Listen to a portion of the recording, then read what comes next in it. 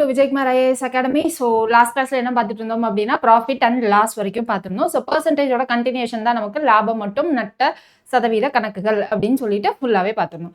இந்த கிளாஸ்ல என்ன பார்க்க போறோம் அப்படின்னு பார்த்தீங்கன்னா சிம்பிள் இன்ட்ரெஸ்ட், தனி வட்டி அதான் பார்க்க போறோம். சிம்பிள் இன்ட்ரெஸ்ட்டுக்கும் பர்சன்டேஜுக்கும் ஏதாவது சம்பந்தம் இருக்கா, சிம்பிள் இன்ட்ரெஸ்ட்க்கும் சதவீதத்துக்கும் ஏதாவது சம்பந்தம் இருக்கா அப்படின்னு பார்த்தீங்கன்னா அதுக்கும் இதுக்கும் வந்து நமக்கு கான்செப்ட் வைஸ் வந்து சேமா இருக்குமா அப்படின்னு கேட்டா டவுட் தான். ஓகேவா? ஸோ சமம் கிடையாது.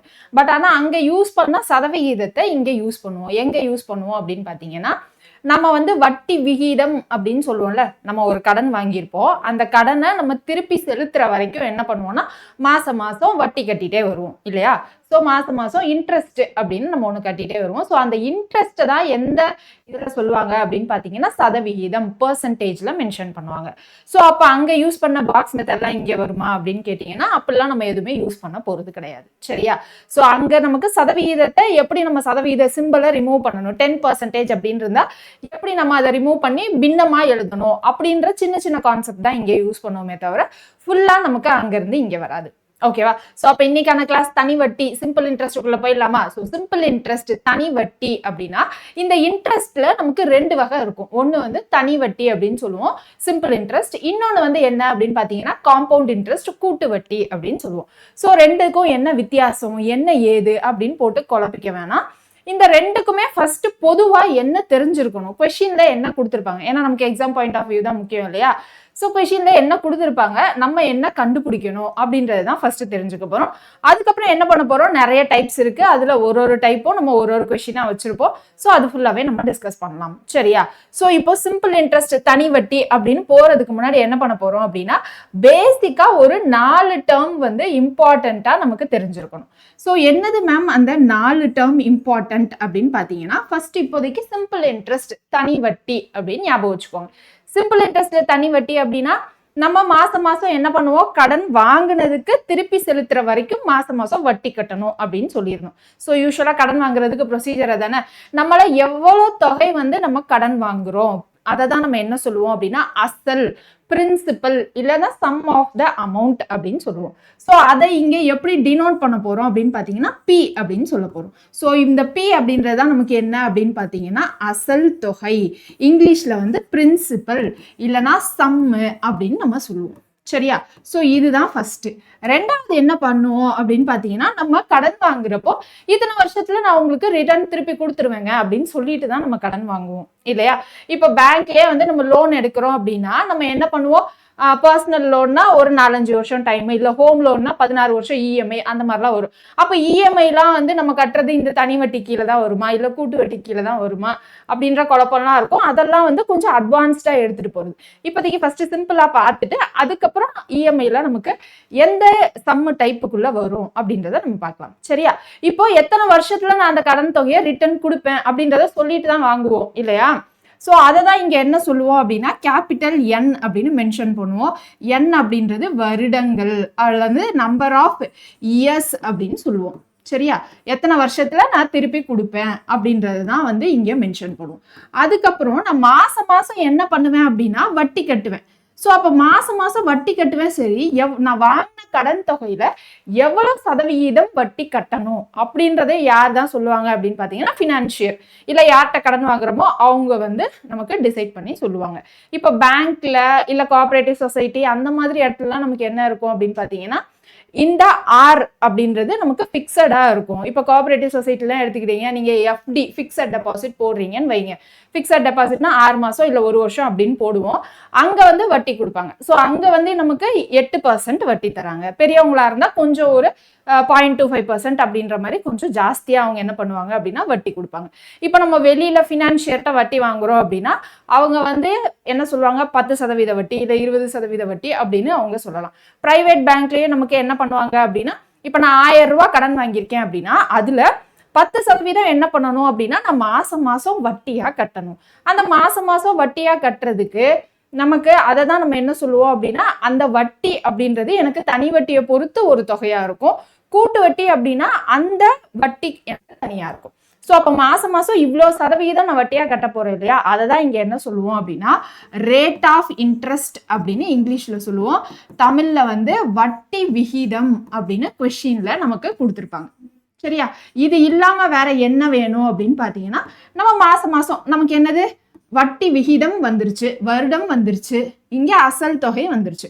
இப்ப அடுத்து என்னது, நான் எவ்வளவு வட்டி கட்டணும், ஐ அப்படின்றது வட்டி இல்ல இன்ட்ரெஸ்ட் அப்படின்னு சொல்லுவோம். இப்ப நான் வாங்குறப்பவே வந்து எனக்கு அது தனி வட்டியா கூட்டு வட்டியான்னு சொல்லிதான் கொடுப்பாங்க. ஒரு ஃபினான்ஷியர் ஒரு மாதிரி கொடுப்பாங்க. இப்ப பேங்க்ல நான் எஃப்டி அப்படின்னு சொன்னேன் இல்லையா? ஸோ எஃப்டி அப்படின்னா என்னது, குறிப்பிட்ட கணக்குக்கு நம்ம என்ன பண்ணுவோம் அப்படின்னா சேஃபாக போய் இன்வெஸ்ட் பண்ணி வைப்போம். இப்போ ஷேர் மார்க்கெட்டு, ஸ்டாக் மார்க்கெட்டு நிறைய இருக்குது.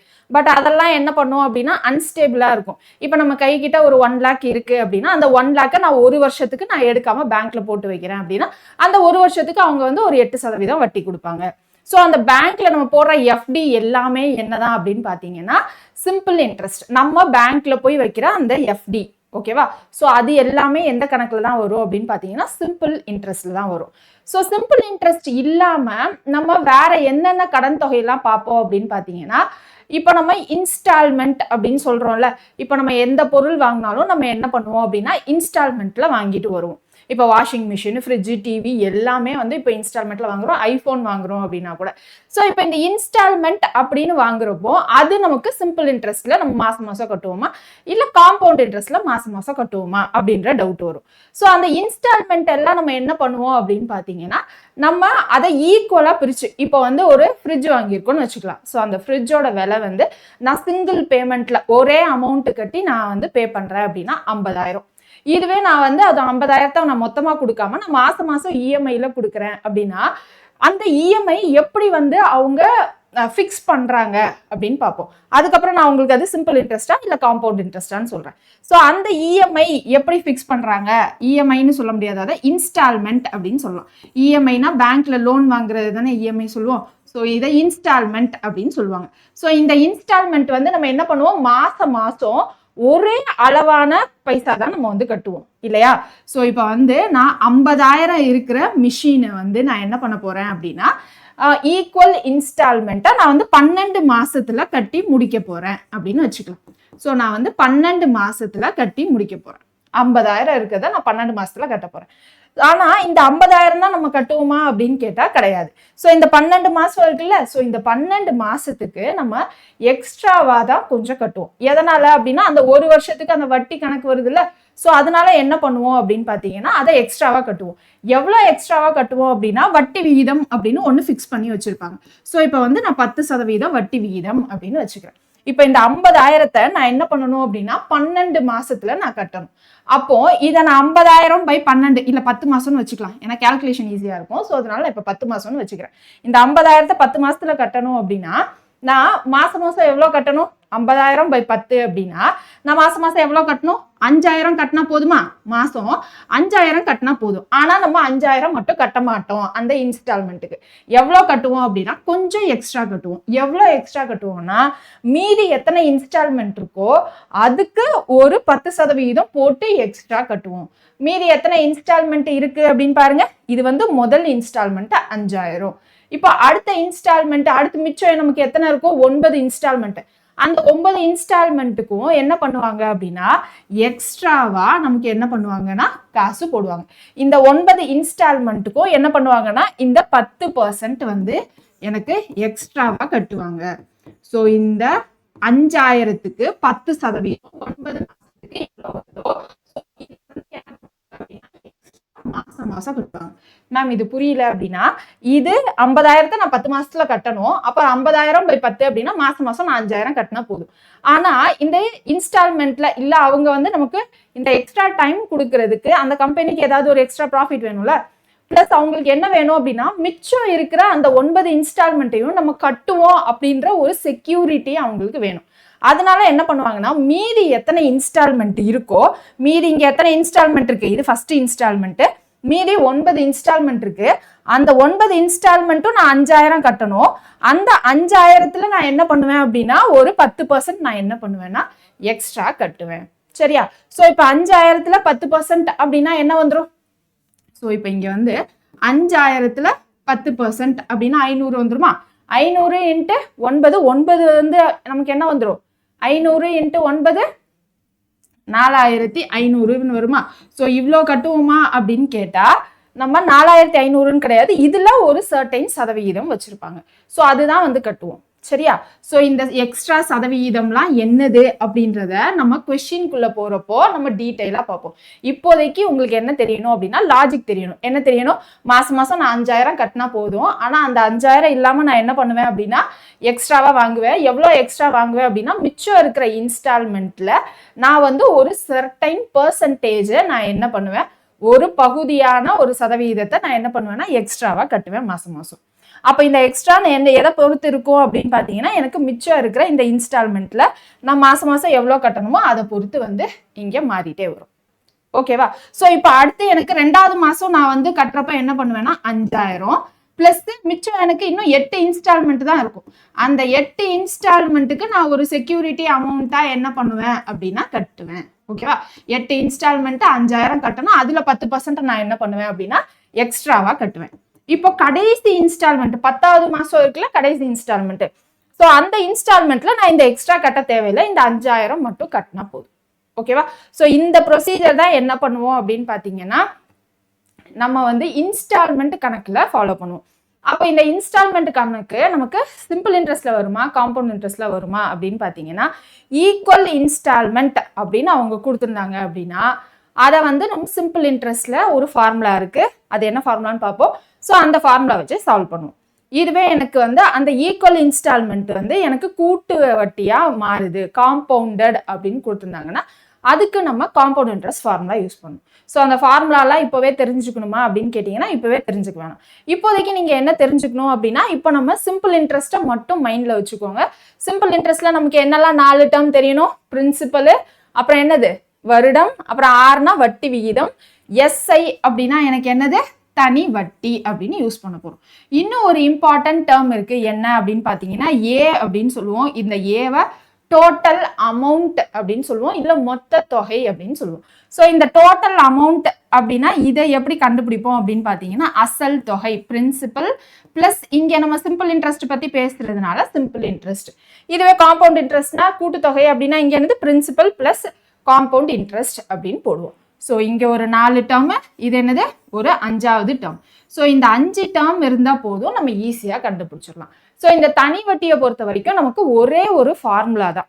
ஸோ அதை தான் என்ன பண்ணுவோம் அப்படின்னா மாற்றி மாற்றி திரும்ப திரும்ப போட்டு எழுதுவோம்.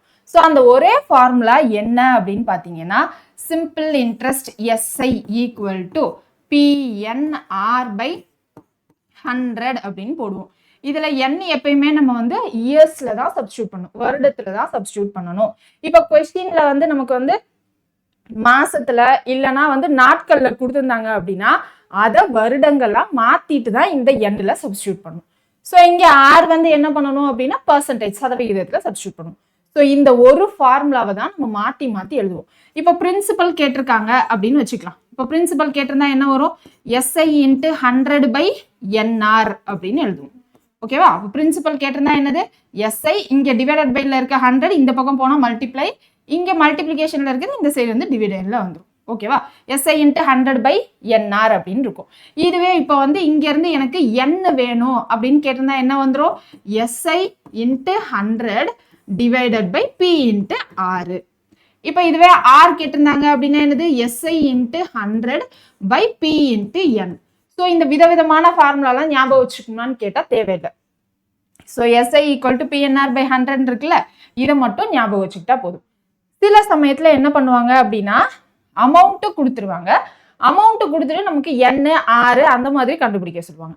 ஸோ அந்த இடத்துல என்ன பண்ணணும் அப்படின்னா ஒரு எக்ஸ்ட்ராவா ஒரு ஃபார்முலா ஞாபகம் வச்சுக்கணும். என்ன அப்படின்னு பார்த்தீங்கன்னா amount equal to principal plus simple interest அப்படின்னு சொன்னோமா. ஸோ சிம்பிள் இன்ட்ரெஸ்ட்னா நமக்கு என்னது P N R divided by 100 இல்லையா? ஸோ இதில் எனக்கு 2 பி இருக்கு, ஒரு பியை நான் காமனாக எடுத்துட்டேன் அப்படின்னா மிச்சம் என்ன வந்துடும்? 1 பிளஸ் என்ஆர் டிவைடட் பை 100 அப்படின்னு வந்துடும். ஸோ இதுக்கப்புறம் நம்ம அமௌண்ட்டுக்கு ஒரு வாட்டி என்ன பண்ண போறதுல இப்படி எழுத போறதுல ஸ்ட்ரைட்டாவே நமக்கு அமௌண்ட் கொடுத்துருந்தாங்க அப்படின்னா amount equal to principal into 1 plus NR divided by 100 அப்படின்னு எழுத போறோம். ஸோ இப்போதைக்கு இந்த 2 ஃபார்முலா நமக்கு போதுமானது. ஸோ இந்த 2 ஃபார்முலாவை வச்சு என்ன பண்ணலாம் அப்படின்னா மொத்தமாக நமக்கு இருக்க சிம்பிள் இன்ட்ரெஸ்ட் எல்லாத்தையும் போட்டுக்கலாம். இந்த சிம்பிள் இன்ட்ரெஸ்ட்ல இப்போ நான் ஈக்குவல் இன்ஸ்டால்மெண்ட் அப்படின்னு சொன்னேன் இல்லையா, அதுக்கு கொஞ்சம் ஃபார்முலா பெருசாக இருக்கும். அது நான் சம்குள்ளே போகிறப்ப அந்த ஃபார்முலாவை ஞாபகம் வச்சுக்கோங்கன்னு சொல்கிறேன். ஸோ அந்த ஃபார்முலாவை நீங்க தெரிஞ்சுக்கிட்டீங்க அப்படின்னா போதுமானது. ஸோ இப்போ நம்ம புக்ல என்ன இருக்கு அப்படின்னு பாத்தீங்கன்னா, இப்போ நான் சொன்னேன் இல்லையா, ஸோ பேசிக்கு இதெல்லாம் தான் நமக்கு வந்து ஃபார்முலாஸ் அப்படின்னு போட்டு நமக்கு தனியா டேபிள்ல கொடுத்துருக்காங்க. ஓகேவா? பிரின்சிபல், என்னன்னா டைமு, ஆர்னா rate of interest. So simple இன்ட்ரெஸ்ட்னா பிஎன்ஆர் பை 100. இப்போ பி வேணும் அப்படின்னா என்னது, இங்க எஸ்ஐ, இந்த 100 இந்த சைடு போயிடுமா, so SI into 100 by NR. இதுவே என் வேணும் அப்படின்னா என்னது, SI into 100 by P into R. So இது எல்லாமே இப்போ நம்ம பார்த்தது தான், இது டோட்டல் அமௌண்ட். சரியா? ஸோ இவ்வளோதான் பேசிக் கான்செப்ட். இப்போ சிம்பிள் இன்ட்ரெஸ்ட்டுக்கும் காம்பவுண்ட் இன்ட்ரெஸ்ட்டுக்கும் என்ன வித்தியாசம் மேம் அப்படின்றது அடுத்து உங்களுக்கு டவுட் வரும்ல. இப்போ நான் வந்து 1000 ரூபாய் கடன் வாங்குறேன் அப்படின்னு வச்சுக்கலாம். 1000 ரூபாய் கடன் வாங்குறேன், ஒரு வருஷத்துல கட்டிடுறேன்னு, சாரி 2 வருஷத்துல கட்டிடுறேன்னு வச்சுக்கலாம். இப்போ நான் வந்து 1000 ரூபாய் கடன் வாங்கியிருக்கேன், 2 வருஷத்துல கட்டுறேன் அப்படின்னா முதல் வருஷம் வட்டி தொகை என்னவா இருக்கும், 1000த்துல 10% அப்படின்னு போடலாமா? ஃபர்ஸ்ட் சிம்பிள் இன்ட்ரெஸ்ட் மட்டும் கண்டுபிடிக்கலாம். சிம்பிள் இன்ட்ரெஸ்ட் மட்டும் போடுறேன். ஃபர்ஸ்ட் மந்த் எவ்வளோ கட்டுவோம், இப்போ வந்து ரேட் ஆஃப் இன்ட்ரெஸ்ட் வந்து 10% அப்படின்னு வச்சுக்கலாம். நான் வந்து 2 வருஷத்துல என்ன பண்றேன் அப்படின்னா ரிட்டர்ன் கொடுக்குறேன். அப்போ முதல் வருஷம் வட்டி எவ்வளோ வரும், முதல் வருஷம் வட்டி எவ்வளோ வரும், இப்போ நான் 1000 ரூபாய்க்கு 10% வட்டி விகிதத்துல கடன் வாங்கியிருக்கேன். அப்போ 1000 ரூபாய்க்கு 10% அப்படின்னா என்ன வரும், 10% அப்படின்னா 10 டிவைடட் பை 100ன்னு போடுவோமா? அப்போ இந்த 0 இந்த 0 இந்த 0 இந்த 0 கேன்சல் ஆயிடும். அப்போ 100 ரூபாய் வட்டி அப்படின்னு வரும் முதல் வருஷத்துல. சரியா? இப்போ 2வது வருஷத்துல என்ன நடக்கும், 2வது வருஷத்துல 1000 ரூபாய்க்கு திரும்ப 10% என்ன வந்துடும், அதே 100 ரூபாய் அப்படின்னு வந்துடும். அப்போ 2 வருஷம் சேர்த்து எனக்கு என்ன வரும் அப்படின்னு பாத்தீங்கன்னா 200 ரூபாய் எனக்கு வட்டி தொகையா இருக்கும். சரியா? ஸோ இதுதான் வந்து நமக்கு தனி வட்டி. நம்மளுடைய அசல் 1000 ரூபாய் இருக்கு, 2 வருஷத்துக்கு நம்ம என்ன பண்ணலாம், 10 தனித்தனியா போட்டதுக்கு நம்ம 20% போட்டு கூட நம்ம என்ன பண்ணலாம், 200 ரூபாய் வட்டி அப்படின்னு நம்ம சொல்லலாம். ஓகேவா? இதுவே 3 வருஷத்துக்கு அப்படின்னா வருஷத்துக்கு 10%, அப்போ 3 வருஷத்துக்குன்னா என்னது 30%. அப்போ அசல்ல 30% எவ்வளோ அப்படின்னு பார்த்துட்டு நம்ம வட்டி என்ன அப்படின்னு நம்ம சொல்லலாம். இப்போ நான் தனி வட்டி முடிச்சுட்டேன், கூட்டு வட்டிக்கு வரேன், காம்பவுண்ட் இன்ட்ரெஸ்ட்டுக்கு வரேன். காம்பவுண்ட் இன்ட்ரெஸ்ட்டும் அதே, நான் 1000 ரூபாய் கடன் வாங்கியிருக்கேன், 10% வட்டி விகிதம், 2 வருஷம் வந்து நான் வந்து டைம் பீரியட் சொல்லியிருக்கேன். இப்போ எனக்கு அங்க முதல் வருஷம் வட்டி என்னவா இருக்கும், முதல் வருஷம் வட்டி என்னவா இருக்கும், 1000த்துல 10%, 100 ரூபாய், அதுதான் முதல் வருஷ வட்டி. முதல் வருஷ வட்டி எனக்கு எப்பயுமே எப்படி இருக்கும் அப்படின்னா சிம்பிள் இன்ட்ரெஸ்ட்லையும் காம்பவுண்ட் இன்ட்ரெஸ்ட்லையும் சமமா இருக்கும், அதே 100 ரூபாய் தான். இந்த முதல் வருஷ கடைசியில நான் அந்த 100 ரூபாயை கட்டிடணும். ஸோ இன்கேஸ் நான் கட்டலை அப்படின்னா என்ன நடக்கும் அப்படின்னு பார்த்தீங்கன்னா, இந்த வட்டி இருக்குல்ல, இந்த வட்டி எடுத்துட்டு வந்து இந்த அசல்ல சேர்த்துருவாங்க. இந்த வட்டி எடுத்துட்டு வந்து இந்த அசல்ல சேர்த்துட்டாங்க அப்படின்னா இப்போ எனக்கு அசல் தொகை என்னவாயிடும், 2வது வருஷம் ஸ்டார்டிங்ல என்னுடைய அசல் தொகை நான் கடன் வாங்கின மாதிரி எவ்வளோ கணக்குல வந்துடும் அப்படின்னு பார்த்தீங்கன்னா 1000 ரூபாய் பிளஸ் அந்த முதல் வருஷத்துக்கான வட்டி. அப்போ 1100 ரூபாய் வந்து நான் 2வது வருஷத்துல கட்டணும். 2வது வருஷம் ஸ்டார்டிங்ல நான் என்ன பண்ணுவோம், அந்த வட்டியை கட்டிடணும். அப்படி இல்லைன்னா அந்த வட்டி எடுத்துட்டு வந்து எனக்கு என்ன பண்ணிடுவாங்க அப்படின்னா அசல் கூட சேர்த்துருவாங்க. ஓகேவா? இப்போ நான் 2 வருஷம் கழிச்சு நான் மொத்தமா கொடுக்குறேன்ப்பா அப்படின்னு சொன்னோம் அப்படின்னா நமக்கு என்னதான் 2வது வருஷ கணக்குல வந்து வட்டி எடுத்துப்பாங்க அப்படின்னு பாத்தீங்கன்னா 1000 ரூபாய்க்கு எடுக்க மாட்டாங்க, 1100 ரூபாய்க்கு அப்படின்னு வட்டியை கணக்கு பண்ணுவாங்க. அப்போ இங்க 1000 ரூபாய்க்கு பதிலா 1100 ரூபாய்க்கு வட்டி கணக்கு பண்றாங்க அப்படின்னா என்ன வந்துடும், என்ன வரும் நமக்கு காசு, 100 ரூபாய்க்கு பதிலா என்ன வந்துடும், 110 ரூபாய் அப்படின்னு வந்துடும். அப்போ முதல் வருஷத்துக்கு 100 ரூபாய், 2வது வருஷத்துக்கு 110 ரூபாய், மொத்தமா நமக்கு என்ன வந்துடும், 210 ரூபாய் வந்துடும். ஓகேவா?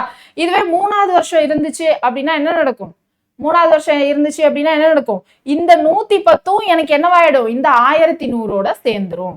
இப்ப இந்த 110 1100ஓட சேர்ந்துருச்சு அப்படின்னா என்ன வரும், 1210 ரூபாய் வந்துருமா? ஓகேவா?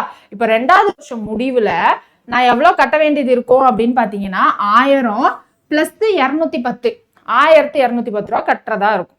நான் இப்ப 2வது வருஷம் கட்டல அப்படின்னா என்ன நடக்கும், அந்த 1210 ரூபாய்க்கு திரும்ப 10% அப்படின்னு போட்டு 3வது வருஷம் வட்டி வரும். ஓகேவா? சோ 1210 ரூபாய்க்கு 10% வட்டினா எவ்வளவு வந்துடும், 121 ரூபாய் வந்துருமா? சோ அப்ப 3வது வருஷத்துக்கு எக்ஸ்ட்ரா 121 ரூபாய் கட்டணும். அப்போ எனக்கு வருஷம் வருஷம் என்ன நடக்குது அப்படின்னா எனக்கு வட்டி என்னவாயிடுது அப்படின்னா அசலோட சேர்ந்துருது, அசலோட கூடுதலா ஆயிடுது. ஸோ அதை தான் நம்ம என்ன சொல்லுவோம் அப்படின்னா கூட்டு வட்டி. வட்டியை என்ன பண்றோம், அசலோட கூட்டுறோம். ஓகேவா? ஸோ அப்போ வருஷம் வருஷம் எனக்கு என்னவாகும் அப்படின்னு பார்த்தீங்கன்னா அசல் தொகை நமக்கு காம்பவுண்ட் இன்ட்ரெஸ்ட்ல மாறிட்டே இருக்கும், தனி வட்டியில நமக்கு மாறவே மாறாது. ஸோ இது ரெண்டும் தான் வந்து நமக்கு வித்தியாசம். ஸோ அப்போ இந்த காம்பவுண்ட் இன்ட்ரெஸ்ட்லாம் என்ன நடக்கும் அப்படின்னு பார்த்தீங்கன்னா நம்ம பேங்க்ல லோன்லாம் வாங்குறோம்ல, EMI, personal loan, bank house loan, so எல்லா லோனுமே நமக்கு எது கீழே தான் வரும் அப்படின்னு பார்த்தீங்கன்னா காம்பவுண்ட் இன்ட்ரெஸ்ட்டுக்கு கீழே தான் வரும்.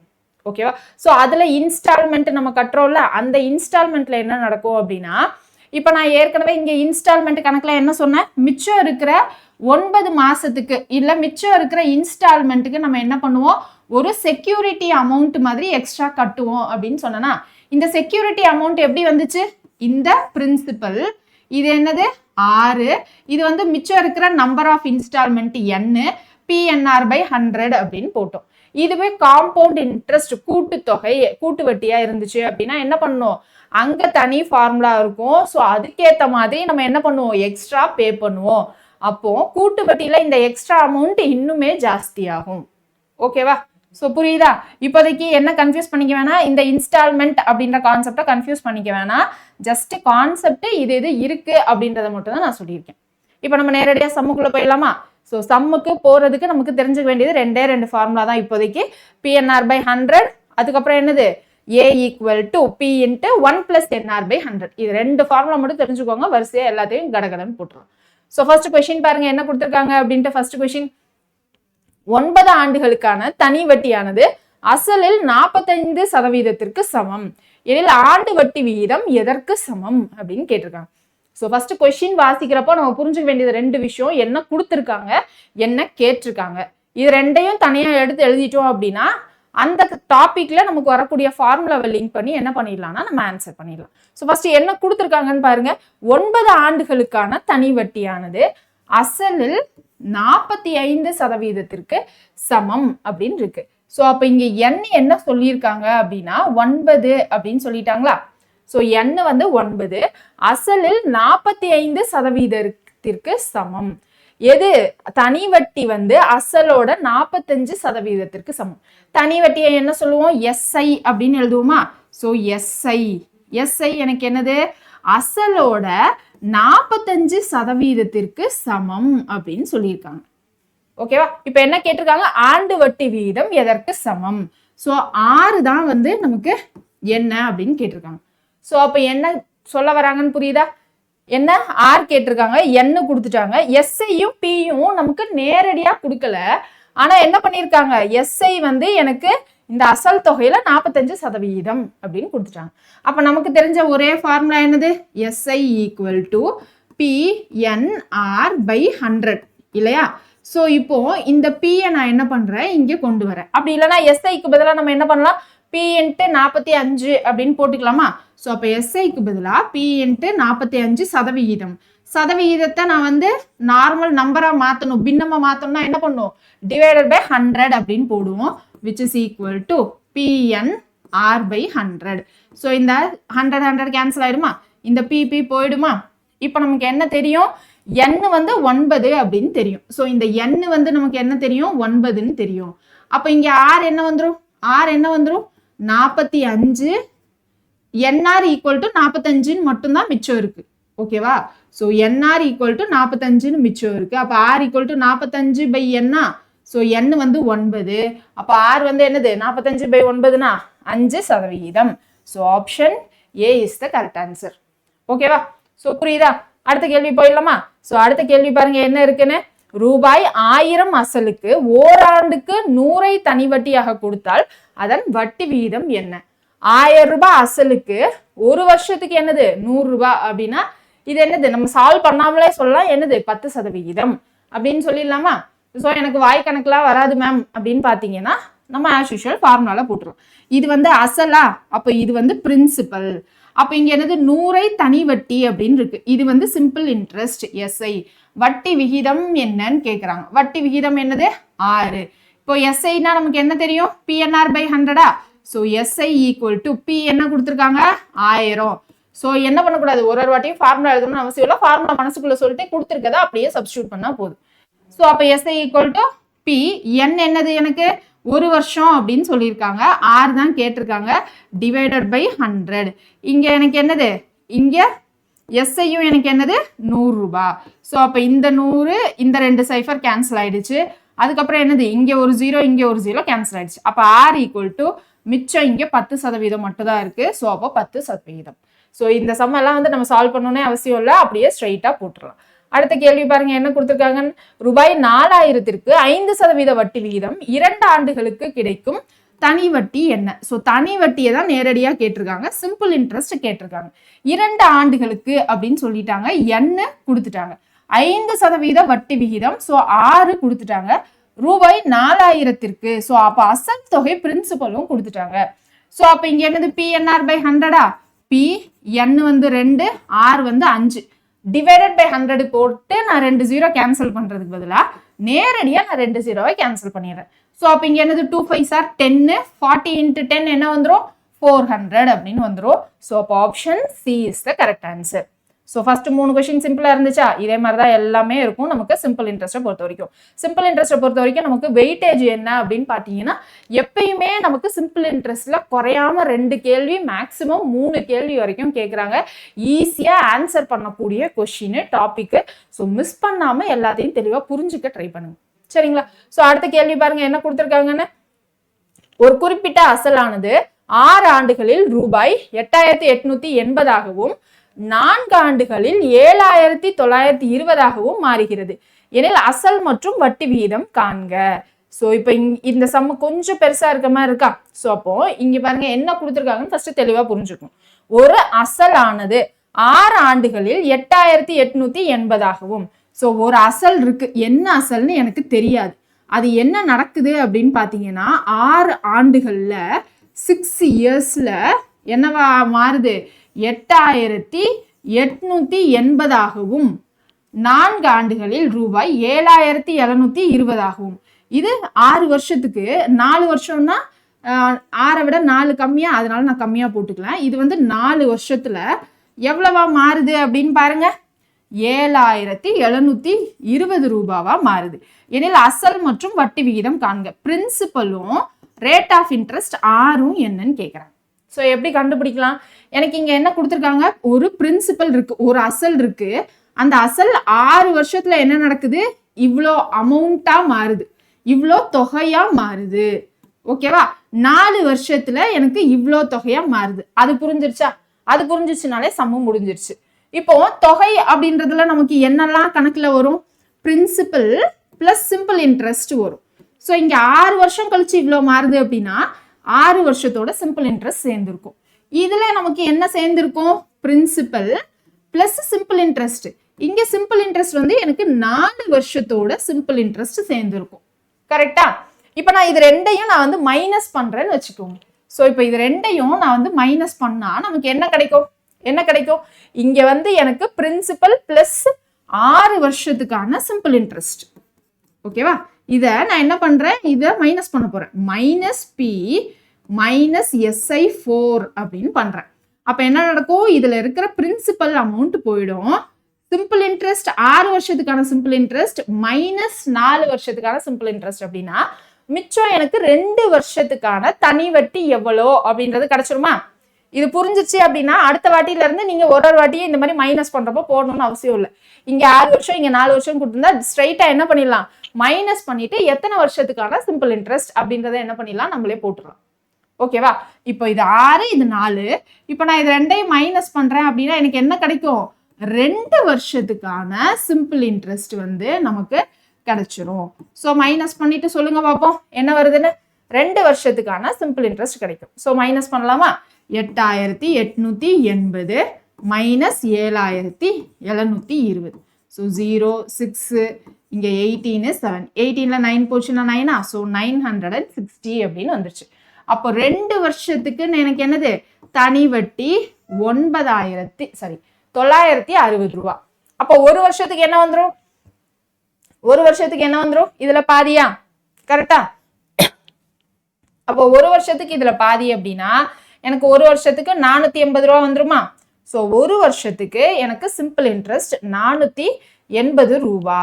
அப்ப நம்ம இதுல இருந்து பிரின்சிபல் எப்படி கண்டுபிடிக்கலாம், பிரின்சிபல் எப்படி கண்டுபிடிக்கலாம், எனக்கு இங்க 7920ல என்னெல்லாம் இருக்கு? பிரின்சிபலும் 4 வருஷத்துக்கான சிம்பிள் இன்ட்ரெஸ்டும் இருக்கு. 2 வருஷத்துக்கான சிம்பிள் இன்ட்ரெஸ்ட் வந்து எனக்கு 960. அப்போ 4 வருஷத்துக்கான சிம்பிள் இன்ட்ரெஸ்ட் என்ன வந்துடும்? 960 × 2 அப்படின்னு போட்டா எனக்கு 4 வருஷத்துக்கான சிம்பிள் இன்ட்ரெஸ்ட் கிடைச்சிருமா இல்லையா? 2ன்னு போட்டா என்ன வந்துடும்? 6 2s are 12 1. ஸோ 1920 ரூபா அப்படின்னு கிடைக்கும். ஸோ இது என்னது? எனக்கு 4 வருஷத்துக்கான சிம்பிள் இன்ட்ரெஸ்ட். இப்போ இதுல இருந்து நான் என்ன பண்றேன்? 4 வருஷத்துக்கான சிம்பிள் இன்ட்ரெஸ்ட்டை மைனஸ் பண்றேன். மைனஸ் பண்ணா எனக்கு என்ன கிடைச்சிரும்? இந்த பிரின்சிபல் மட்டும் கிடைச்சிருமா? புரியுதா? எனக்கு பிரின்சிபலும் 4 வருஷத்துக்கான வட்டி தொகையும் சேர்ந்து 7920. அதுல நான் 4 வருஷத்துக்கான வட்டி தொகையை கழிச்சிடுறேன். 1920 கழிச்சிட்டேன் அப்படின்னா எனக்கு என்ன கிடைச்சிரும்? அசல் தொகை எவ்வளோன்னு கிடைச்சிருமா? அப்போ 7920ல இருந்து மைனஸ் 1920 அப்படின்னா 6000 அப்படின்னு நமக்கு என்ன கிடைச்சிரும்? அசல் கிடைச்சிரும். ஸோ ஆப்ஷன் 6000 இந்த ஒரே ஒரு ஆப்ஷன்ல தான் இருக்கு. ஸோ ஆப்ஷன் டி அப்படின்னு போட்டுரும். ஓகேவா? இப்போ எனக்கு பிரின்சிபல் கிடைச்சிருச்சு. ஸோ பிரின்சிபல் நமக்கு என்ன கிடைச்சிருச்சு? 6000 அப்படின்னு கிடைச்சிருச்சு. 2 வருஷத்துக்கு நமக்கு என்ன கிடைச்சிருக்கு? தனி வட்டி 960 அப்படின்னு கிடைச்சிருச்சு. ஆர் நமக்கு என்ன தெரியும்? ஆர் தான் கேட்டிருக்காங்க. ஸோ இப்போ இதை வச்சு நம்ம என்ன பண்ணலாம்? ஆர் என்னன்னு கண்டுபிடிச்சிடலாமா? எப்பயும் போல PNR/100 அப்படின்னு போட்டு கண்டுபிடிக்கலாமா? கண்டுபிடிக்க முடியாதா? கண்டுபிடிச்சிடலாம்ல, போடலாமா? ஸோ எப்படி கண்டுபிடிக்கலாம்? இது வந்து 960 அப்படின்னு இருக்கு. ஸோ PNR/100 அப்படின்னா SI வந்து 960 which is equal to PNR/100. So 6000 × 2 × 6 divided by 100. So அப்போ இந்த 2 0 இந்த 2 0 கேன்சல் ஆகிடும். இந்த 0 கேன்சல் ஆகிடும். அப்புறம் இது 6ஆம் வாய்ப்பாடில் அடிக்கிறேன் அப்படின்னா என்னது? 16 அப்படின்னு வரும். திரும்ப 2ஆவது வாய்ப்பாடில் அடிக்கிறப்ப என்ன வந்துடும்? 8 அப்படின்னு வந்துடும். ஓகேவா? ஸோ அதுதான் இங்கே என்ன கொடுத்துருக்காங்க அப்படின்னா 8% அப்படின்னு கொடுத்துருக்காங்க. ஸோ இந்த மாதிரி PNR/100 அப்படின்னு போடலாம். அப்படி இல்லை அப்படின்னா நம்ம என்ன பண்ணலாம் அப்படின்னா, நமக்கு இங்க 2 வருஷத்துக்கு என்ன தெரியும்? சிம்பிள் இன்ட்ரெஸ்ட் 960ன்னு தெரியுமா? அப்போ ஒரு வருஷத்துக்கு நமக்கு என்னது? 480 ரூபா. இப்போ 6% வேணும் அப்படின்னா எனக்கு என்னது? வட்டி விகிதம். ஸோ வட்டி விகிதம் அப்படின்றது ஒரு வருஷத்துக்கான வட்டி டிவைடட் பை அசல் தொகை × 100 அப்படின்னு போட்டா போதும். ஓகேவா? இப்போ 6% வேணும் அப்படின்னா என்னது? எனக்கு ஒரு வருஷத்துக்கான வட்டி டிவைடட் பை பிரின்சிபல் அசல் தொகை × 100 அப்படின்னு போட்டா நேரடியாக கிடைச்சிரும். ஸோ இந்த 3 0 இங்கே மேலே இருக்க 3 0 போயிடும். ஸோ 48/6 8% அப்படின்னு கிடைச்சிடும். ஸோ இதுக்கு பதிலாக என்ன பண்ணலாம்? இங்கேயும் இந்த சிம்பிளை யூஸ் பண்ணிக்கலாம். ஸோ இதை ஃபார்முலாவை ஞாபகம் வச்சுக்கிறதுக்கு ஒன்றுமே இல்லை. எனக்கு வட்டி விகிதம் வேணும் அப்படின்னா என்ன பண்ணணும்? வட்டி எவ்வளோ பை பிரின்சிபல், அசல்ல வட்டி எவ்வளோ, அசல்ல வட்டி எவ்வளோ சதவிகிதம் அப்படின்னு தெரியணுமா? ஸோ அசல்ல மொத்த அசல்ல நான் கட்டக்கூடிய வட்டி வந்து எவ்வளோ சதவிகிதம் தெரிஞ்சா போதும். அப்போ வட்டி பை அசல் × 100 அப்படின்னு போட்டுக்கலாம். ஓகேவா? அடுத்த கேள்வி பாருங்க என்ன இருக்குன்னு. ஒரு அசல் ஆண்டுக்கு 10% வட்டி விகிதத்தில் 5 ஆண்டுகளில் 10,050 உயர்ந்தது எனில் அசலை காண்க அப்படின்னு இருக்கு. So a principal becomes 10,050. So principal becomes அப்படின்னா என்ன நடக்குது? பிரின்சிபல் Pன்னு இருந்தது, அமௌண்டா மாறி இருக்கு. எவ்வளோ அமௌண்டா? 10,050 மாறி இருக்கு. ஸோ ரேட் வந்து R வந்து 10%, N வந்து 5 years. பிரின்சிபல் என்னன்னு கேட்குறாங்க. நமக்கு அந்த தொகை அமௌண்ட்டையும் பிரின்சிபலையும் ரிங் பண்ற மாதிரி ஒரே ஒரு ஃபார்முலா ஞாபகம் வச்சுக்க சொன்னேன். ஞாபகம் இருக்கா? என்ன ஞாபகம் வச்சுக்க சொன்னேன்? Amount A = P × 1 + NR divided by 100 அப்படின்னு ஞாபகம் வச்சுக்க சொன்னா. ஸோ இங்க அமௌண்ட் தான் என்ன கொடுத்துட்டாங்க? 10,050 அப்படின்னு கொடுத்துட்டாங்க. இந்த பிரின்சிபல் தான் நம்ம கண்டுபிடிக்கணும். NR அப்படின்னா N வந்து எனக்கு என்னது? 5 வருஷம், R வந்து 10. இப்போ இதை சால்வ் பண்ணா நமக்கு என்ன கிடைச்சிரும்? பிரின்சிபல் கிடைச்சிரும். ஸோ இந்த சம் இங்கேயே போடலாமா? ஸோ 5th கொஸ்டின் என்ன கொடுத்துருக்காங்க? அமௌண்ட் வந்து எனக்கு 10,050 அப்படின்னு கொடுத்துட்டாங்களா? ஸோ 10,050 அப்படின்னு கொடுத்துட்டாங்க. பிரின்சிபல் அசல் தான் என்னன்னு கேட்குறாங்க. 1 + 5 ஆண்டுகள். ஆர் என்ன கொடுத்துருந்தாங்க? 10%. ஸோ ஆர் வந்து 10%. அவ்வளோதான். So 5 × 10 = 50 divided by 100. அப்போ இதை நான் 50 வாய்ப்பால் அடிக்கிறேன் அப்படின்னா 1 + 1/2. 1 + 1/2னா எனக்கு என்னது 1.5. ஸோ 1 + 0.5னா 1.5. 1.5 எப்படி எழுதலாம்? 3ல் பாதி அப்படின்னு எழுதலாமா? ஸோ 3/2. ஸோ 10,050. ஸோ இப்போ அடுத்து என்ன பண்ணலாம்? நம்ம இதை 3வது வாய்ப்பாடில் அடிக்கலாம். 3ல் 9 மிச்சம் 1, 3ல் 9 மிச்சம் 1, 5ல் 15 0 அப்படின்னு வந்துடும். ஸோ அப்போ பிரின்சிபல் வேணும் அப்படின்னா என்னது? 3350 × 2. 3300 × 2 அப்படின்னா என்ன வந்துடும்? 6600. அப்புறம் ஒரு 50 இருக்கு. அப்போ 6700 அப்படின்னு வருமா? ஸோ 6700 தான் அவங்களுக்கும் வந்திருக்கு. ஸோ அப்போ option A is the correct answer. புரியுதுல என்ன பண்றோன்னு? யாருக்காச்சும் ஏதாச்சும் டவுட் இருக்கா? டவுட் இருந்துச்சு அப்படின்னா கமெண்ட் செக்ஷன்ல மென்ஷன் பண்ணுங்க. நம்ம அதையும் என்ன பண்ணிடலாம் அப்படின்னா சேர்த்தே சால்வ் பண்ணிடலாம். ஓகே. ஸோ அடுத்த கேள்வி பாருங்க. ஆண்டுக்கு 13.5% வீதம் தனி வட்டிக்கு 4 ஆண்டுகளில் கிடைக்கும் மொத்த தொகை ரூபாய் 3080 எனில் அசலை காண்க அப்படின்னு இருக்கு. ஸோ நீங்க என்ன பண்ணுங்க அப்படின்னா வீடியோவை ஸ்டாப் பண்ணிட்டு என்ன கொடுத்துருக்காங்க அப்படின்னு ஃபர்ஸ்ட் பாருங்க. அப்புறம் என்ன கண்டுபிடிக்கணும் அப்படின்னு பாருங்க. அதுக்கப்புறம் நமக்கு தெரிஞ்ச ஃபார்முலாவை வச்சு ரிலேட் பண்ணி பாருங்க. ஓகேவா? ஸோ கொஸ்டின்ல இருந்து அதை நம்மளால தனியா பிரிச்சு எழுத முடியுதான்றது தான் நமக்கு வந்து பெரிய டாஸ்க்கு. ஸோ அதை பண்ண முடியுதான்னு அப்பப்போ செக் பண்ணிட்டே இருங்க. ஓகேங்களா? ஸோ கொஸ்டின் இன்னொரு வாட்டி வாசிங்க. ஆண்டுக்கு 13.5% வீதம் தனி வட்டிக்கு 4 ஆண்டுகளில் கிடைக்கும் மொத்த தொகை 3080 எனில் அசலை காண்க அப்படின்னு இருக்கு. அப்ப என்ன கேட்டிருக்காங்க? அசல் தான் கேட்டிருக்காங்க. ஓகேவா? அசல் கேட்டிருக்காங்க. இதை சதவீதத்துல பார்த்ததும் நமக்கு என்ன தெரிஞ்சிடும்? 6 கொடுத்துட்டாங்க, 4 வருஷம் அப்படின்னு சொல்லியிருக்காங்க. அப்போ என்னும் நமக்கு என்ன பண்ணிட்டாங்க அப்படின்னா கொடுத்துட்டாங்க. அமௌண்ட்ஸ் டு அப்படின்னா என்னது? நமக்கு ஏவும் கொடுத்துட்டாங்க 3080 அப்படின்னு. ஸோ அப்போ போன சம் போட்ட மாடல்லையே போடலாமா? போன சம் போட்ட அதே மாடல்லையே போட்டுக்கலாம். அப்படி இல்லைன்னா நம்ம என்ன பண்ணலாம்? வேற ஏதாவது ஷார்ட்கட் இருக்கா அப்படின்றதே போட்டுக்கலாம். ஸோ சிம்பிள் இன்ட்ரெஸ்ட்ல பொறுத்த வரைக்கும் நம்ம என்ன பண்ண வேணாம் அப்படின்னா ஷார்ட்கட்லாம் எதுவும் வந்து நம்ம யூஸ் பண்ண வேணாம். மேக்ஸிமம் நம்ம என்ன பண்ணலாம்னா சம்மு ஃபார்முலா வச்சே நம்ம போயிடலாம். ஏன்னா 2 ஃபார்முலா தான். So amount A equal to principal into 1 + NR/100. So amount தான் என்ன கொடுத்துருந்தாங்க? 3000 சில்லற கொடுத்துருந்தாங்களா? 3080 அப்படின்னு கொடுத்துருந்தாங்க. ஸோ அமௌண்ட் வந்து நமக்கு 3080. பிரின்சிபல் தான் கண்டுபிடிக்கணும். 1 + N × R. N 4 வருஷம், R வந்து நமக்கு என்னது? 13 அப்படின்னு கொடுத்துருந்தாங்க. ஸோ 13 இந்த கலப்பு பின்னத்தை பின்னமா மாத்திரம்னா என்னது? 13 × 2 26. 26 1 + 1 27. அப்போ 27/2 அப்படின்னு போடுறேன். ஓகேவா? ஸோ அப்போ இதை 2வது வாய்ப்பால் அடித்தோம் அப்படின்னா 2 அப்படின்னு வந்துடும். திரும்ப இதை 2வது வாய்ப்பால் அடிக்கிறப்போ 50 அப்படின்னு வரும். ஸோ 50 + 27, ஏன்னா எல்சிஎம் எடுப்போமா?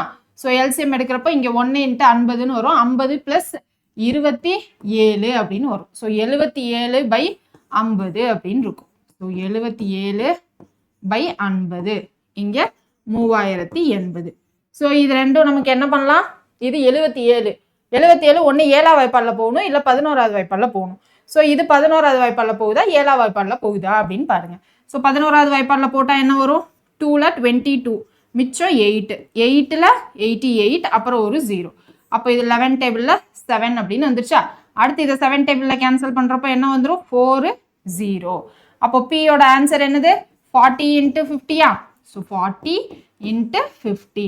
ஸோ 4 5 ஆர் என்னது? 20. அப்புறமா இங்கே 2 0 இருக்கு. அப்போ பிரின்சிபல் அமௌண்ட் என்னது? நமக்கு 2000ன்றது தான் ஆன்சர். ஸோ எந்த ஆப்ஷன்ல இருக்குன்னு பாருங்க. ஆப்ஷன் ஏல இருக்கு. ஓகேவா? ஸோ ரொம்ப ஈஸி தான், இருக்கிறதுலே ரொம்ப ஈஸியான டாபிக் இதுதான். இந்த டாபிக்ல ஸ்கோர் பண்ணிடணும் கண்டிப்பா. சரிங்களா? அடுத்த கேள்வி பாருங்க என்ன இருக்குன்னு. ஒரு குறிப்பிட்ட தொகையானது 15 வருடங்களில் இரட்டிப்பாவதற்கு எளிய வட்டி விகிதம் என்ன அப்படின்னு இருக்கு. ஸோ இது வந்து நம்ம என்ன பண்ணலாம் அப்படின்னா அடுத்த இம்பார்ட்டன்ட் டைப் அப்படின்னு வச்சுக்கலாம். ஸோ இது வந்து டபுள் ட்ரிபிள் அப்படின்னு சொல்லுவோம். இதை வந்து நம்ம தனியா அப்படியே ஒரு ஃபார்முலா வச்சும் நம்ம சால்வ் பண்ணலாம். இல்லைனா நமக்கு ஏற்கனவே இருக்கிற ஃபார்முலாவில் நம்ம சப்ஸ்டியூட் பண்ணியும் சால்வ் பண்ணலாம். நான் ஏற்கனவே இருக்கிற ஃபார்முலா சப்ஸ்டியூட் பண்ணி ஒரு கான்ஸ்டன்ட்டாக ஒரு ஈஸியான ஃபார்முலா மாதிரி கொடுக்குறேன். அது கொஞ்சம் ஈஸியாக இருக்கும். இப்போ இங்கே என்ன சொல்லியிருக்காங்கன்னு பாருங்க. At what rate of simple interest a certain sum will double in 15 years? ஒரு குறிப்பிட்ட தொகை பிரின்சிபல் இருக்கு, அது என்னவாகுது, இரட்டிப்பாகுது 15 ஆண்டுல. அதனோட வட்டி விகிதம் தான் என்ன அப்படின்னு கேட்குறாங்க. சரியா? ஸோ இப்போ இங்க என்னது, 7வது கொஸ்டின். ஒரு குறிப்பிட்ட பிரின்சிபல் அமௌண்ட் இருக்கு, அது என்னவாகுது அப்படின்னா இரட்டிப்பாகுது, 2 டைம்ஸ் ஆஃப் பியா மாறுது.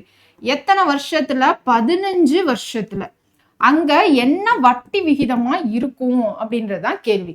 அப்போ பிரின்சிபல் பின்னு இருக்குது, 15 வருஷத்துல எனக்கு இவ்வளோ தொகையா மாறுது அப்படின்றதுதான் அர்த்தம். ஓகேவா? 2Pயா மாறுது. நமக்கு என்ன தெரியும் ஃபார்முலா என்ன தெரியும்? இப்போ இங்க A வந்து 2P அப்படின்னு தெரியுமா? நமக்கு A equal to P into 1 + NR/100 அப்படின்னு தெரியும் இல்லைங்களா? இப்போ இங்க A தான் நமக்கு என்னது, 2P. இந்த A தான் நமக்கு என்னது அப்படின்னா 2P. இந்த A தான் நமக்கு 2P. ஸோ அப்போ இந்த PP கேன்சல் ஆயிடுமா? அப்போ இங்க என்ன இருக்கும், 2 மட்டும்தான் இருக்கும், 2. இந்த பக்கம் 1 + NR/100 இருக்கும். ஸோ இங்கே 1 ப்ளஸ்ன்னு இருக்கு, இதை நான் இந்த பக்கம் எடுத்துட்டு வந்தா 2 - 1 இன்ட்டு NR/100 அப்படின்னு வந்துருமா? கரெக்டா? 2 - 1 இன்ட்டு NR/100 அப்படின்னு இருக்கும். ஸோ அப்போ 2 - 1 1. அப்போ இந்த 100 இங்கே வந்துச்சுன்னா 100ஆ, 100 ஈக்குவல் டு NR அப்படின்னு வந்துடும். ஓகேவா? இப்போ இதுவே வந்து எனக்கு இங்க இரட்டிப்பாகுது அப்படின்னு சொல்லாம எனக்கு வந்து இங்க 3 மடங்கு ஆகுது அப்படின்னு கொஸ்டின்ல கொடுத்துருக்காங்கன்னு வச்சுக்கலாம். ஸோ இப்போ இதுவே எனக்கு 3 மடங்கு ஆகுது அப்படின்னு கொடுத்துருந்தா இங்க என்ன வரும்னு பாருங்க. இங்க எனக்கு 2 மடங்கு 2Pக்கு பதிலாக என்ன பண்ணியிருப்போம், 3P அப்படின்னு எழுதியிருப்போமா? ஓகேவா? அப்போ இந்த P என்னவாயிருக்கும், கேன்சல் ஆயிருக்கும். அப்போ இங்க என்ன இருந்திருக்கும், 3ன்னு இருந்திருக்கும். அப்போ இங்க 2க்கு பதிலாக எனக்கு என்ன இருந்திருக்கும், 3. 3 - 1 ஈக்குவல் டு NR/100. அப்போ 3 - 1 என்னது, 2ஆ? அப்போ 2 × 100 200 அப்படின்னு இருக்கும். 200 ஈக்குவல் டு NR. இது எதுக்கு, எனக்கு 3 மடங்கு ஆகிறப்போ 3 டைம்ஸ். இந்த ஃபார்முலா எதுக்கு வந்துச்சு, 2 டைம்ஸ் வந்துச்சு.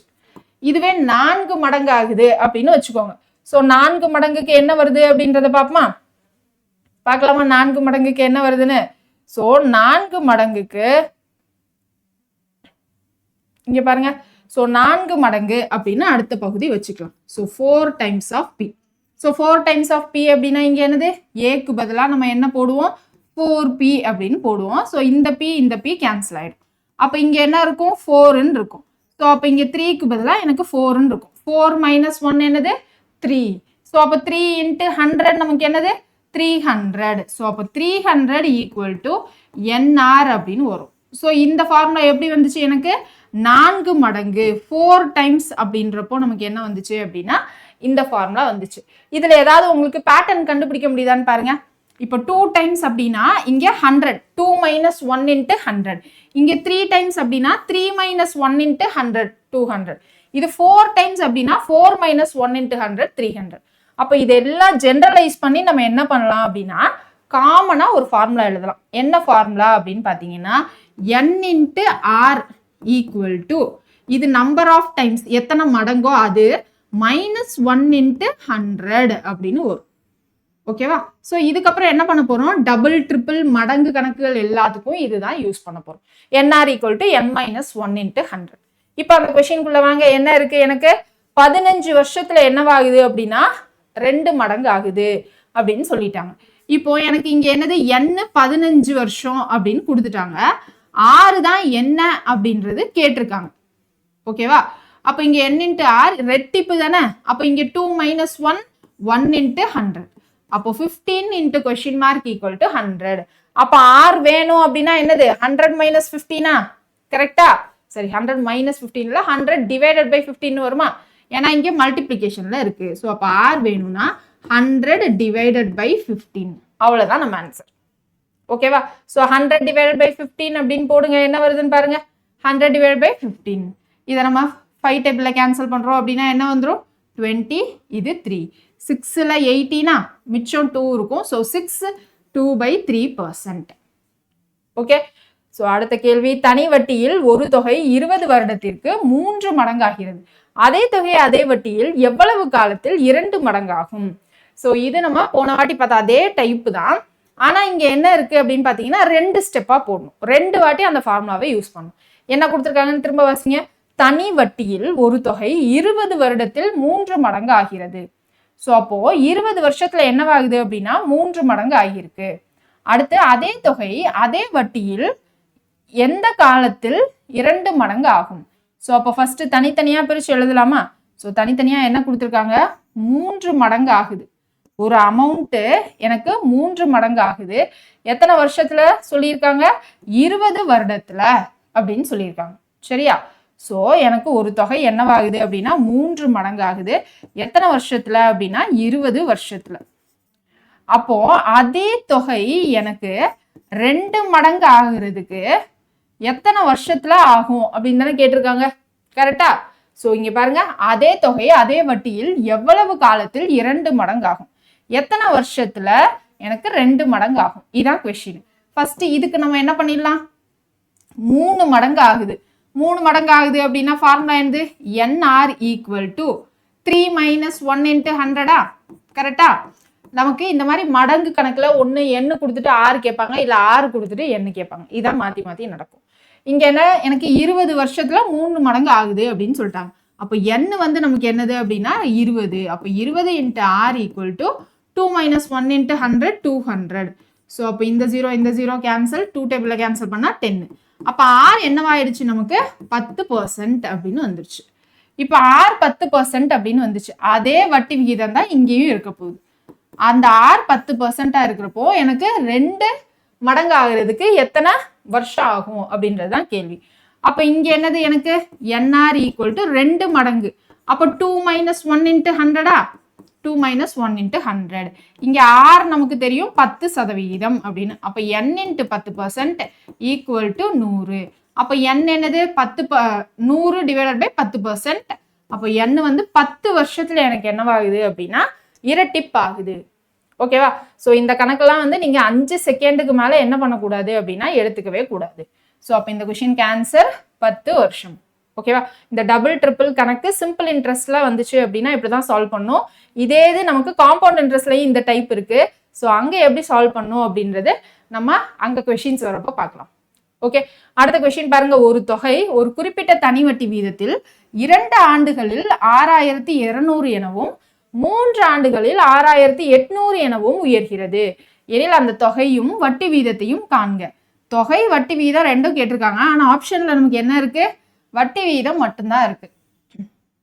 ஆனா வட்டி விகிதத்தை நம்ம என்ன பண்ண முடியாது அப்படின்னா அந்த அசல் தொகை இல்லாம என்ன பண்ண முடியாது, நம்மளால கண்டுபிடிக்க முடியாது. ஸோ அதையும் சேர்த்துதான் என்ன பண்ற மாதிரி இருக்கும் அப்படின்னா கண்டுபிடிக்கணும். ஸோ இப்போ இந்த கேள்வி பாருங்க, இது நம்ம ஏற்கனவே பார்த்த டைப்பு தான். ஸோ இங்க என்ன கொடுத்துருக்காங்க? ஒரு தொகை, ஒரு குறிப்பிட்ட தொகை 2 ஆண்டுல என்னவாகுது அப்படின்னா 6200 ஆகவும் அப்படின்னு இருக்கு. ஸோ ஒரு பிரின்சிபல் இருக்கு. ஸோ 2 வருஷத்துல என்னவாகுது அப்படின்னா 6600 அப்படின்னு மாறுது. 3 ஆண்டுகளில் 6800 எனவும் உயர்கிறது. ஸோ இதே பிரின்சிபல் எனக்கு 3 வருஷத்துல என்னவாகுது அப்படின்னா 6800 உயர்கிறது. இப்போ இங்க என்ன கேட்டிருக்காங்க?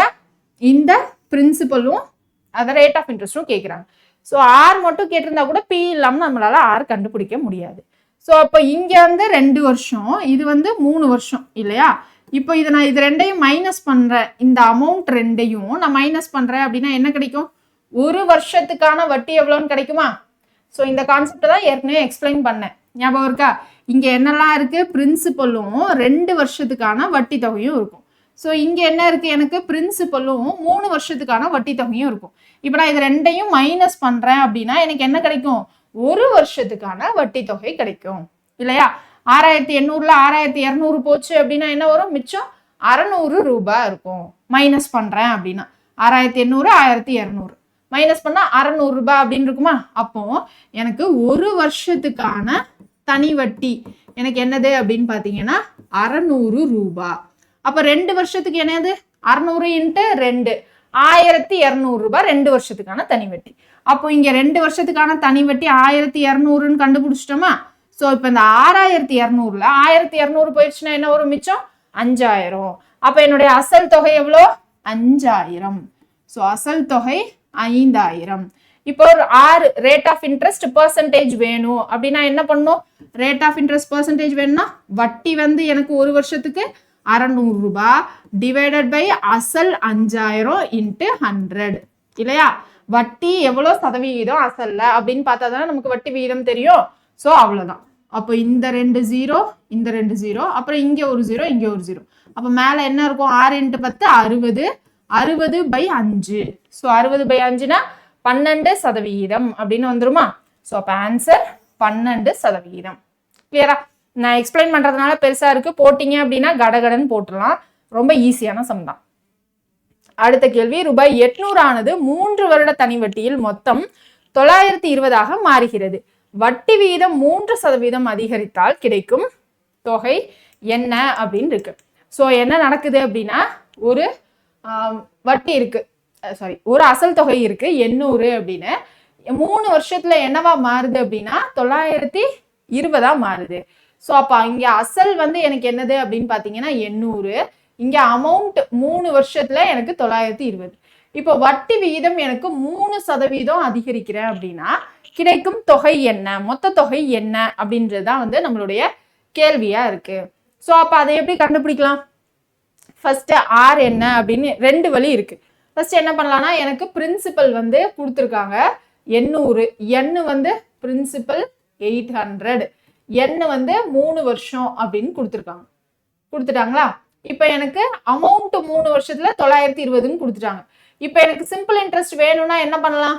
அமௌண்ட் மைனஸ் பிரின்சிபல்னு போடலாமா? அமௌண்ட்னா என்ன இருக்கு? பிரின்சிபலும் சிம்பிள் இன்ட்ரெஸ்டும் சேர்ந்து இருக்கு. அப்போ எனக்கு சிம்பிள் இன்ட்ரெஸ்ட் வேணும்னா அமௌண்ட்ல இருந்து பிரின்சிபலை மைனஸ் பண்ணிக்கலாமா? மொத்த தொகையில இருந்து அசல் தொகையை மைனஸ் பண்ணிட்டா வட்டி எவ்வளோன்னு கிடைச்சிடும். வட்டி என்ன வந்துடும்? 120ன்னு வந்துருமா? 800 மைனஸ் 920னா 120ன்னு வந்துடும். அப்போ எனக்கு இங்க பி இருக்கு, என் இருக்கு, சிம்பிள் இன்ட்ரெஸ்ட் இருக்கு. இதுல இருந்து என்ன பண்ணலாம்? ஆர் என்னன்னு கண்டுபிடிக்கலாம். ஆர் என்னன்னு கண்டுபிடிச்சிட்டு அதுக்கப்புறம் அதுல 3% இன்க்ரீஸ் பண்ணிட்டு திரும்ப மொத்த அமௌண்ட் என்னன்னு கண்டுபிடிக்கலாம். இல்ல அப்படின்னா சிம்பிளா போடணும் அப்படின்னா என்ன பண்ணலாம்னா, இப்போ எனக்கு ஆர் வந்து 3% இன்க்ரீஸ் ஆகுதா? இப்போ 3% இன்க்ரீஸ் ஆகுதுன்னா எவ்வளவு வரும்? 800ல 3% எவ்வளோன்னு பார்த்தா போதுமா? 800ல 3% எவ்வளவு வரும்? 800ல 3% அப்படின்னு போட்டா என்ன வரும்? 800ல 3%னா 24 ரூபாய். அப்போ ஒரு வருஷத்துக்கு எனக்கு என்னவாகும் அப்படின்னா 24 ரூபாய் எக்ஸ்ட்ராவா வரும் ஒரு வருஷத்துக்கு. ஆனா இங்க 3 வருஷத்துல கிடைக்கும் தொகை தானே கேட்டிருக்காங்க. அப்போ ஒரு வருஷத்துக்கு 24 ரூபானா அப்போ 3 வருஷத்துக்கு என்ன வந்துடும்? 24 × 3 அப்படின்னா 72 ரூபாய் அப்படின்னு வந்துடும். 3 வருஷத்துக்கு எவ்வளவு வரும் அப்படின்னா 72 ரூபாய். அப்போ இந்த 3% இன்க்ரீஸ்னால எனக்கு 3 வருஷத்துக்கு 72 ரூபாய் எக்ஸ்ட்ராவா கிடைக்குது. அப்போ 920 + 72 அப்படின்னு போட்டா மொத்த தொகை என்னன்னு கிடைச்சிருமா? 920 + 72ன்னு போட்டா 992ன்னு வந்துடும். ஸோ அப்போ option B is the correct answer. எல்லாமே வாய் கணக்குலேயே போட்டாச்சா? என்ன நடக்குது? எனக்கு வந்து ஆர் வந்து 3% இன்க்ரீஸ் பண்றாங்க. ஸோ அப்போ 800ல 3% அப்படின்னா எனக்கு எவ்வளோ இன்க்ரீஸ் ஆகுது அப்படின்னு தெரிஞ்சிடும். ஸோ 800ல 3% போடுறப்போ எனக்கு ஒரு வருஷத்துக்கு எவ்வளோ இன்க்ரீஸ் ஆகுதுன்னு கிடைக்கும். இப்போ எனக்கு அதுவே 3 வருஷத்துக்கு தெரியணும் அப்படின்னா நான் என்ன பண்றேன்? 24 × 3ன்னு போடுறேன். அப்ப அந்த 3% இன்க்ரீஸ் தான் எனக்கு அந்த 72 ரூபாய். அப்ப மொத்த தொகை என்னது? எனக்கு ஏற்கனவே இருந்த 920 பிளஸ் அந்த 72. எல்லாமே வாய்க்கணக்கு தான். ஈஸியா போட்டாச்சா? இல்ல நீங்க ஃபார்முலா தான் ப்ரிஃபர் பண்றீங்க அப்படின்னா என்ன பண்ணணும்னா, பிரின்சிபல் 800, என் வந்து 3, எஸ்ஐ வந்து 120. ஃபர்ஸ்ட் இங்க இருந்து என்ன பண்ணலாம்? SI = PNR/100. ஸோ பி வந்து 800, என் ஆர் எனக்கு தெரியாது, டிவைடட் பை 100. ஸோ அப்போ இந்த 2 0க்கு இந்த 2 0 கேன்சல். 3வது வாய்ப்பாடில் இதை கேன்சல் பண்ணால் 40. அடுத்து என்ன பண்ணலாம்? 8வது வாய்ப்பாடில் கேன்சல் பண்ணுறேன் அப்படின்னா 5. ஆர் வந்து 5 அப்படின்னு கிடச்சிச்சு. இப்போ 3% இன்க்ரீஸ்னா எனக்கு என்னது? ஆர் வந்து 5 + 3 8 அப்படின்னு கிடச்சிடும். அப்போ இந்த 8% என்ன பண்ணணும்? திரும்ப நான் இன்ட்ரெஸ்ட் கண்டுபிடிச்சிட்டு அதை நான் என்ன பண்ணலாம்? அசலோட ஆட் பண்ணிக்கலாம். ஓகேவா? ஸோ நீங்கள் ஃபார்முலா தான் போடுறீங்க அப்படின்னா ஃபார்முலாவை கடகடன் போட்டு பழகினீங்க அப்படின்னா அதுவும் ஈஸியாக தான் வரும். இல்லை லாஜிக் புரிஞ்சு போடுறீங்க அப்படின்னாலும் போடலாம். ஓகேங்களா? அடுத்த கேள்வி பாருங்க. ஏ ஆனவர் ஆண்டு ஒன்றுக்கு 14% வட்டி வீதத்தில் பிக்கு 15,000 கடனாக கொடுக்கிறார். அப்போ ஏ கிட்ட இருந்து என்ன பண்றாங்க? ஏ தான் கொடுக்குறாங்க. பிக்கு எவ்வளோ கடன் கொடுக்குறாங்க அப்படின்னா 15,000 கொடுக்குறாங்க. ஓகேவா? ஆண்டு ஒன்றுக்கு 14% வட்டி விகிதத்தில். R வந்து 14% அப்படின்னு இருக்கு. ஸோ கொஸ்டின் எப்பயுமே மொத்தமா வாசிக்காதீங்க, பிரிச்சு பிரிச்சு வாசிச்சுக்கோங்க. 6 ஆண்டுகளுக்கு பின் B ஆனவர் Aக்கு 25,000 ஒரு கை கடிகாரமும் தருகிறார். 6 வருஷம் கழிச்சு என்ன பண்றாரு அப்படின்னா அவரு திரும்ப செலுத்துறாரு. திரும்ப என்ன கொடுப்பாரு? அமௌண்ட் தானே கொடுக்கணும். எவ்வளவு கொடுத்துருக்காரு அப்படின்னா 25,000 பிளஸ் ஒரு என்ன பண்றாரு அப்படின்னா வாட்ச் கொடுக்குறாரு, கை கடிகாரமும் கொடுக்குறாரு. இப்ப என்ன கேட்டிருக்காங்க? எனில் கை கடிகாரத்தின் விலை என்ன, இந்த வாட்சோட விலை என்ன? அப்போ ஃபர்ஸ்ட் என்ன பண்ணணும், நான் மொத்தமா இங்க கொடுத்துருக்கிற டேட்டாக்கு மொத்த தொகை என்னன்னு கண்டுபிடிக்கணும். கண்டுபிடிச்சதுக்கு அப்புறம் அதுல இருந்து 25,000 மைனஸ் பண்ணிட்டா நமக்கு என்ன கிடைச்சிரும்? வாட்சோட விலை என்னன்னு கிடைச்சிருமா? கரெக்டா? ஸோ ஆஸ் யூஷுவல் சிம்பிளா ஃபர்ஸ்ட் புரியாத மாதிரி இருந்தது, எது கை கடிகாரம் கொடுத்தாங்க என்ன ஏதுன்னு. பட் ஆனா இங்கே இப்படி எழுதுனதுக்கு அப்புறமா ஈஸியா புரிஞ்சிடும். அதனால கொஸ்டினை ரீட் பண்ணிட்டு நமக்கு தெரிஞ்சதை நம்ம என்ன பண்ணணும் அப்படின்னா பிரிச்சு எழுதிக்கணும். அப்ப இங்க என்ன வந்துடும்? Amount A equal to P into 1 + NR / 100. இதான ஃபார்முலா. ஸோ அமௌண்ட் தான் என்னன்னு தெரியணும். பிரின்சிபல் வந்து எனக்கு என்னது? 15,000 இன்ட்டு 1 + N இன்ட்டு R அப்படின்னா 14 இன்ட்டு 6. ஸோ 14 இன்ட்டு 6னா 6 4 24 2. ஸோ 84 அப்படின்னு கிடைச்சிரும். கரெக்டு தானே? 16 தானே கரெக்டா? 14 6 இயர்ஸ் கரெக்டாக தான் போட்டிருக்கோம். அப்போ இங்கே என்ன வந்துடும்? 84 அப்படின்னு இருக்கும். ஸோ அப்போ 1 + 84/100. ஸோ அப்போ இங்கே என்ன பண்ணலாம்? அடுத்து எல்சிஎம் எடுப்போமா? எல்சிஎம் எடுக்கிறப்போ 100 + 84 அப்படின்னு இருக்கும். ஸோ 184 / 100. ஸோ இந்த 2 0 இந்த 2 0 கேன்சல் ஆகிடுமா? ஸோ அப்போ லாஸ்ட்டாக என்ன இருக்கும்? 150 இன்ட்டு 184. ஸோ இதை நீங்களே ஈஸியாக மல்டிப்ளை பண்ணிக்கலாமா? ஸோ ஈஸியாக மல்டிப்ளை பண்ணிவிட்டு ஆன்சர் என்ன அப்படின்னு சொல்லுங்க பார்ப்போம். ஈஸியாக மல்டிப்ளை பண்ணோம் அப்படின்னா நமக்கு என்ன வரும்? மொத்த தொகை தான் கிடைக்கும். எப்படி ஈஸியாக மல்டிப்ளை பண்ணலாம்? 184 இன்ட்டு 100 பண்ணலாம். அதுக்கப்புறம் என்ன பண்ணலாம்? 184 இன்ட்டு 50 அப்படின்னு போட்டு ஈஸியாக மல்டிப்ளை பண்ணிக்கலாம். ஸோ 184 இன்ட்டு 100னா இந்த 2 0 ஈஸியாக சேர்த்துக்கலாமா? அப்புறம் 184 இன்ட்டு 50 மல்டிப்ளை பண்ணலாம். அப்படி இல்லைன்னா இதில் பாதி தான் வரும். ஏன்னா இன்ட்டு 100 பண்ணியிருக்கோம், இங்கே 50. அப்போ இதில் பாதி தான் வரும். இதில் பாதி என்னது? எனக்கு 9,200 அப்படின்னு இருக்கும். ஸோ அப்போ இது வந்து 17 1 27,600 அப்படின்னு வருது. அவர் எவ்வளோ கொடுத்தாரு? 25,000 வாட்சும் கொடுத்தாரா? 25,000 வாட்சும் கொடுத்தாரு. ஸோ இவ்வளோ தொகை அவர் கொடுக்கணும் ஆக்சுவலா. ஆனால் அவர் என்ன பண்ணியிருக்காரு? 25,000 வாட்சும் கொடுத்துருக்காரு. அப்போ இதுல இருந்து 25,000 போயிடுச்சு அப்படின்னா வாட்சோட விலை என்ன வந்துடும்? 2,600 ரூபாவா? கரெக்டா? அப்போ ஒரு வாட்சோட விலை என்னது அப்படின்னு பார்த்தீங்கன்னா 2,600. எந்த ஆப்ஷன்ல இருக்கு? ஆப்ஷன் ஏல இருக்கு. ஓகே. ஸோ இதெல்லாமே வந்து நமக்கு ப்ரீவியஸ் இயர்ல கேட்ட கொஸ்டின் தான். ஸோ சால்வ் பண்ணி ட்ரை பண்ணி பாருங்க. அடுத்த கேள்வி, அசல் 6,000க்கு 5 ஆண்டுகளில் 4% வட்டி வீதத்தில் கிடைக்கும் தனி வட்டியும் அசல் 8,000க்கு 3% வட்டி வீதத்தில் கிடைக்கும் தனி வட்டியும் சமமாக இருக்கும் எனில் அதன் ஆண்டு எவ்வளவாக இருக்கும் அப்படின்னு கேட்குறேன். ஸோ இன்னைக்கு செஷன்ல இது லாஸ்ட் கொஸ்டினும் இதோட நம்ம சால்வ் பண்ணிக்கலாமா? ஸோ நெக்ஸ்ட் செஷன்ல என்ன பண்ண போறோம் அப்படின்னா கண்டினியூ பண்ண போறோம். இன்னும் நம்ம எடுத்துக்காட்டு கணக்கே முடிக்கல. எடுத்துக்காட்டு கணக்குவே வந்து இதுல நமக்கு எவ்வளவு இருக்கு அப்படின்னு பாத்தீங்கன்னா 25 26 கணக்கு வரைக்கும் இருக்கு. அதுக்கப்புறம் வந்து ஒரு எக்ஸசைஸ்ல ஒரு 10 சம் இருக்கு.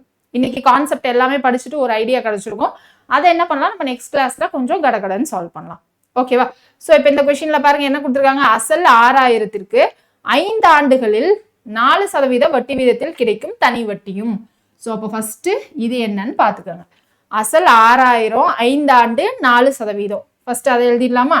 அசல் என்னது? 6,000 5% 4 ஆண்டு. ஓகேவா? 6,000 5% 4 ஆண்டு கிடைக்கும் தனி வட்டியும். அடுத்து அசல் 8,000 3% வீதத்தில் கிடைக்கும் தனி வட்டியும் சமமாக இருக்கும் எனில் அதன் ஆண்டு எவ்வளவாக இருக்கும்? ஸோ ரெண்டாவது பகுதியில பாருங்க, அசல் 8,000 வட்டி வீதம் 3% கொடுத்துருக்காங்க. ஆண்டு கொடுக்கல. ஆண்டு கொடுக்காம என்ன சொல்லியிருக்காங்க? இந்த 2 கண்டிஷனுக்குமான தனி வட்டி வந்து சமம் அப்படின்னு சொல்லிட்டு அந்த ஆண்டு எவ்வளோ அப்படின்றதுதான் கேள்வியா வந்து நமக்கு கேட்டிருக்காங்க. ஓகேவா? ஸோ அப்போ அடுத்த பகுதியில என்ன கொடுத்துருக்காங்க அப்படின்னா 8,000 3% வட்டி வீதம்.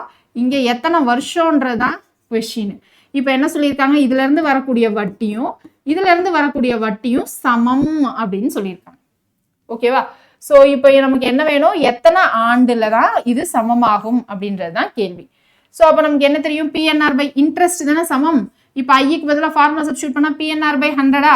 So 6000 × 5 × 4 divided by 100. இந்த பக்கமும் டிவைடட் பை 100 வரும். ஸோ அதனால நான் அது போடல. ஓகேவா. ஸோ 8000 × 3 × x அப்படின்னு கிடைச்சிரும். டிவைடட் பை 100 ரெண்டு சைடு போடுறப்ப எனக்கு என்ன ஆகிடும், கேன்சல் ஆகிடும். ஸோ நான் போடல. ஸோ இந்த 3 0 இந்த 3 0 கேன்சல் ஆகிடும். அதுக்கப்புறம் என்ன இருக்கு, மூணாவது வாய்ப்பால் இதை அடிக்கிறோம் அப்படின்னா 2 அப்படின்னு வந்துருமா. 2 4s are 8. இங்கே இருக்க 8ம் போயிடும். அப்போ எக்ஸ் என்ன வந்துடும், 5 அப்படின்னு வந்துடும். ஸோ அப்போ 5 வருஷத்துல எனக்கு என்னவா ஆகுது அப்படின்னா ஈக்குவலா ஆகுது. So option A is the correct answer. அடுத்த கேள்வி, அருண் என்பவர் பாலாஜி என்பவருக்கு 5000 2 ஆண்டுகளுக்கும் சார்லஸ் என்பவருக்கு 3000 4 ஆண்டுகளுக்கும் ஒரே தனி வட்டி வீதத்தில் வழங்கினார். ஆக மொத்தமாக 2200 வட்டியாக அருள் பெற்றார் எனில் வட்டி வீதத்தை காண்க அப்படின்னு இருக்கு. என்ன பண்றாரு அப்படின்னா பாலாஜிக்கு கொடுக்குறாரு, சார்லஸ்க்கு கொடுக்குறாரு. மொத்தமாக 200 அப்படின்னு கொடுக்குறாரு 2 ஆண்டுகளுக்கும்.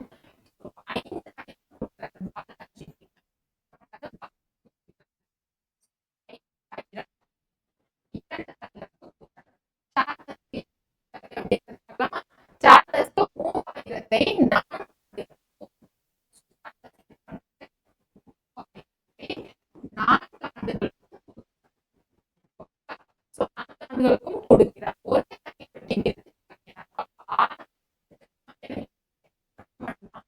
மாக மொத்தம் 2200 வட்டியாக அருள் பெற்றார் எனில் வட்டி விகிதத்தை காண்க. ஸோ வட்டி இங்க ஒரு வட்டி வந்திருக்குமா I1, இங்க ஒரு வட்டி I2ன்னு வந்திருக்கும். ஸோ இந்த 2 வட்டியும் சேர்ந்து எனக்கு 2200 அப்படின்னு கொடுத்துருக்காங்க. ஸோ இங்க என்னது, எனக்கு 6 சேம், இங்கேயும் 6, இங்கேயும் ஒரே தனி வட்டி விகிதம் 6 சேம். அப்போ இங்க ஐக்கு ஃபார்முலா என்னது, பிஎன்ஆர் பை 100.